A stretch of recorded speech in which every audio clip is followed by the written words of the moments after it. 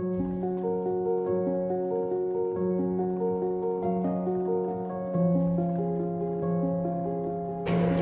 everyone!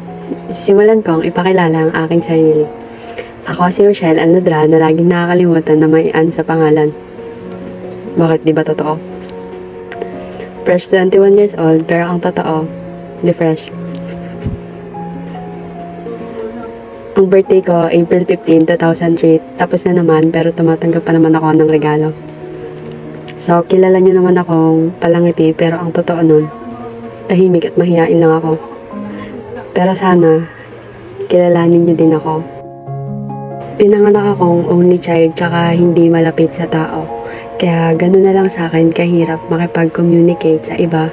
Kasi kinalakihan ko rin na mahigpit sa akin yung parents ko.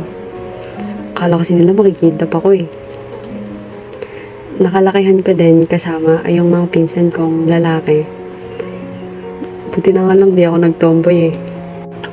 Joke lang. By the way, and now, I am currently third year mass communication student na tinatry pa din yung best para gawin lahat sa course na to.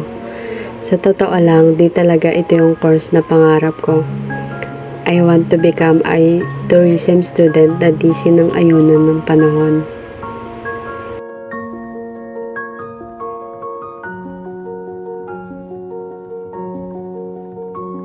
I will try my best sa lahat ng activities na gawin at makipag-participate sa mga gawain.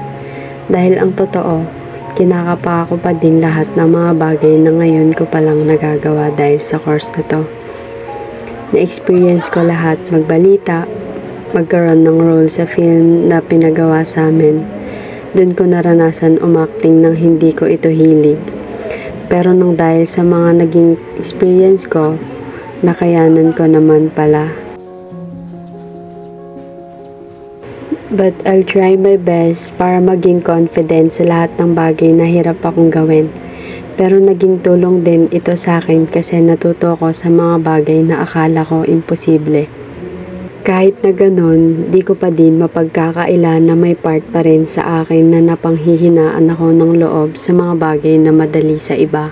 Meron pa bang matutunguhan kung ang takot sa aking sarili ay di ko matanggal?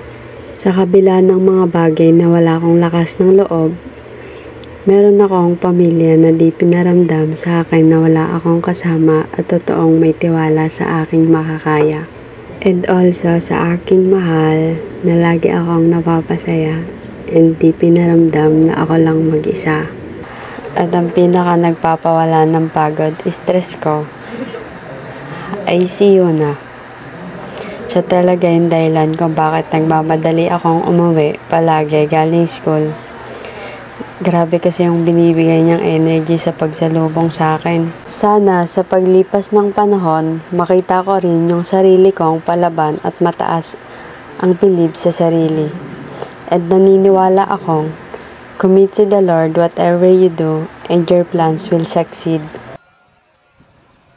And now, despite of my hardship, I am woman fulfilling to pursue my dream to become a better person and successful someday, and travel to all destination I want to go.